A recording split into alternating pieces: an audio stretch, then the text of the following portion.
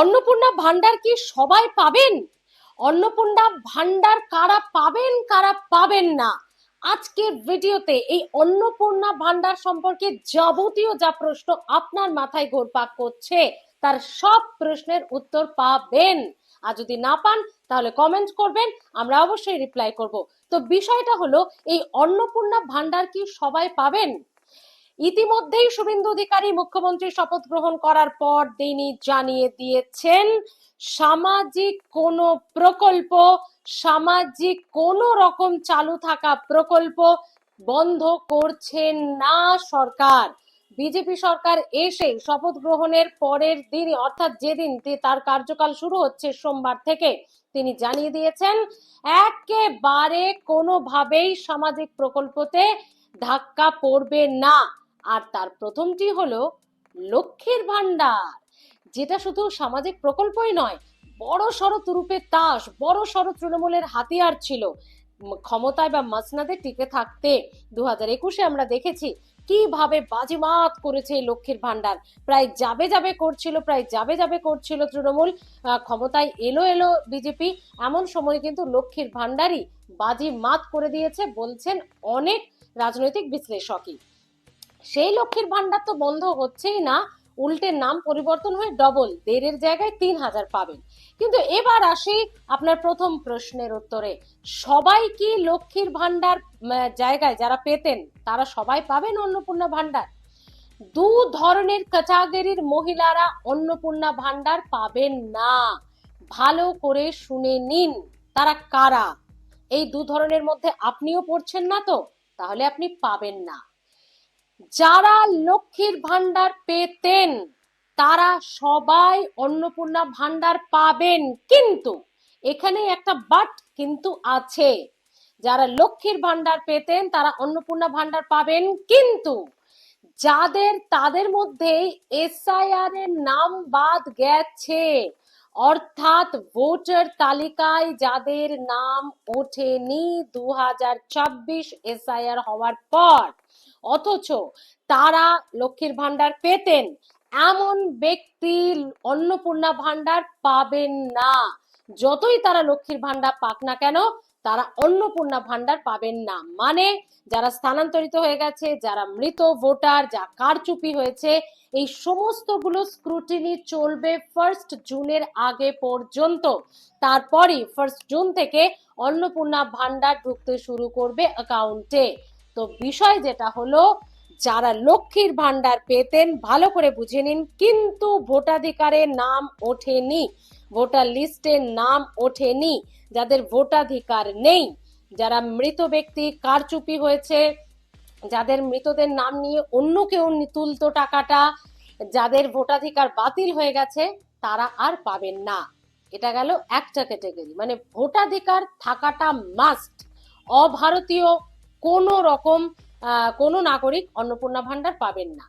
Second point হচ্ছে, যারা CA এর জন্য অ্যাপ্লাই করেছেন, ট্রাইব্যুনালে গেছে যাদের নাম, আপাতত তারাও লক্ষ্মীর যারা পেতেন, কিন্তু যারা সিএ এর অ্যাপ্লাই করেছেন আপাতত তারাও অন্নপূর্ণা ভান্ডার পাবেন না, ইতিমধ্যেই জানিয়ে দেওয়া হয়েছে। দেখুন, অগ্নিমিত্রা পাল অত্যন্ত গুরুত্বপূর্ণ যে বিষয়টি তুলে ধরেছেন, তা তিনি অনেকগুলো মন্ত্রিত্ব পেয়েছেন, নারী এবং শিশু কল্যাণের মতো এত বড় হাই ভোল্টেজ হেভিওয়েট একটা দফতর তাকে দেখতে হবে, প্লাস তার সঙ্গে পুর এবং নগর উন্নয়ন মন্ত্রী, তিনি ধন্যবাদ জানিয়েছেন এবং তারপরই অন্নপূর্ণা ভান্ডার সম্পর্কে সুন্দর করে গুছিয়ে বলে দিয়েছেন। তার বক্তব্য তো শোনাবই, সঙ্গে জানাবো 6 ছক্কা মেরে দিয়েছে প্রথমেই শুভেন্দু অধিকারী মুখ্যমন্ত্রী হয়ে।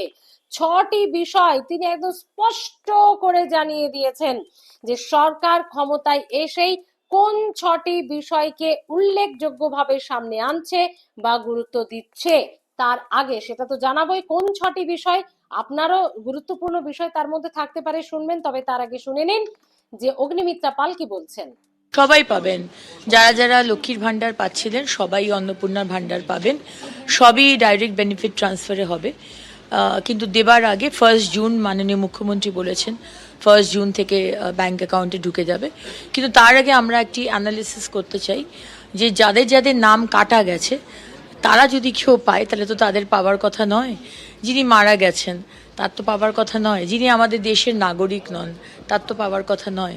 সুতরাং সেই অ্যানালিসিসটা হবে যে যাদের যাদের নাম কাটা গেছে তাদের মধ্যে কতজন লক্ষ্মীর ভাণ্ডার পাচ্ছেন, তাদের নাম কিন্তু বাদ যাবে। এবং আরেকটি মুখ্যমন্ত্রী বলেছেন যারা সিএ এর জন্য অ্যাপ্লাই করেছে এবং যাদের নাম ওই ট্রাইব্যুনালে গেছে তাদেরকে এর থেকে বাদ রাখা হবে আপাতত। তাহলে বিষয়টা একেবারে পরিষ্কার, অন্নপূর্ণা ভান্ডার কারা পাবেন কারা পাবেন না, আর টেনশন করবেন না দিদি ভাইরা।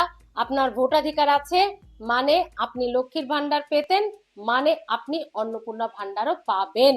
আর সিএ এর অ্যাপ্লাই করে থাকলে তারা পাবেন না, যাদের ভোটাধিকার নেই তারা পাবেন না।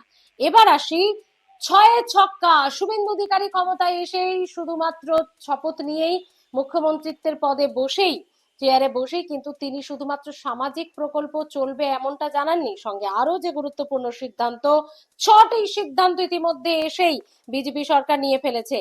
নতুন সরকার, যারা শহীদ বিজেপি কর্মীরা তাদের পরিবারের দায়িত্ব নেবে নতুন বিজেপি সরকার। ভাবুন কত বড় গুরুত্বপূর্ণ সিদ্ধান্ত। সরকারি চাকরি পাওয়ার বয়স সীমা 5 বছর বাড়ানো হলো। বেটি বাঁচাও বেটি পড়াও সহ কেন্দ্রীয় প্রকল্প চালু হচ্ছে রাজ্যে। রাজ্যে ভারতীয় ন্যায় সংহিতা এবার কার্যকর। আয়ুষ্মান ভারত প্রকল্প যুক্ত হলো বাংলাতেও, মানে আয়ুষ্মান ভারত প্রকল্পে বাংলাও এবার থেকে যুক্ত হলো। 45 দিনের মধ্যে সীমান্তে কাঁটা তারের জন্য বিএসএফ কে জমি দেওয়া হবে। এই 6টি গুরুত্বপূর্ণ সিদ্ধান্ত ইতিমধ্যেই বিজেপি সরকার, বাংলায় প্রথমবারের জন্য আসা সরকারের গুরুত্বপূর্ণ সিদ্ধান্ত। তো বন্ধুরা, আপনারা ইতিমধ্যেই দেখে নিয়েছেন 5 জন মন্ত্রীও দায়িত্ব নিয়ে নিয়েছেন, সঙ্গে মুখ্যমন্ত্রীও শুভেন্দু অধিকারীও তার গুরুত্বপূর্ণ সিদ্ধান্তগুলো প্রথম ধাপেই জানিয়ে দিয়েছেন। সঙ্গে আপনাদেরকে জানালাম অন্নপূর্ণা ভান্ডারে আর নো টেনশন। তবে শুভেন্দু অধিকারী ঠিক কি বলেছেন শুনুন। কোনো চালু থাকা সামাজিক প্রকল্প বন্ধ হচ্ছে না।